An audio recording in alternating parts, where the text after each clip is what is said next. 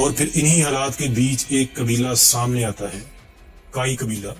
ये तुर्क आगोज कबाइल में से एक कबीला था जो कि बहादुरी और वफादारी में मशहूर था। 11वीं और 12वीं सदी में मंगोलों और दूसरे हमलावरों के दबाव की वजह से ये कबीला वस्ती एशिया यानी जहां आज काज़किस्तान, तुर्कमानिस्तान और उज़्बेकिस्तान आबाद है, वहां से हिजरत करके पहले ईरान और फिर अनातोलिया की तरफ आया।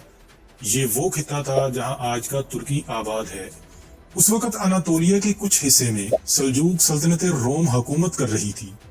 यहाँ अब सल्जूक सल्तनत की तफसील बयान करूंगा तो बात असल टॉपिक से हट जाएगी, इसलिए इसकी भी एक अलग वीडियो आपको जल्द इस चैनल पर मिल जाएगी। काई कबीला भी इन्हीं सल्जूकों की खिदमत में शामिल हुआ। इसी कबीले के एक शख्स उर्तुगरुल गाजी, जो कि सरदार सुलेमान शाह के बेटे थे, उन्होंने सल्जूकों की कई जंगों में मदद की, खास तौर पर बाज़ंतीनियों और उनके हरीफ तुर्क कबाइल के खिलाफ।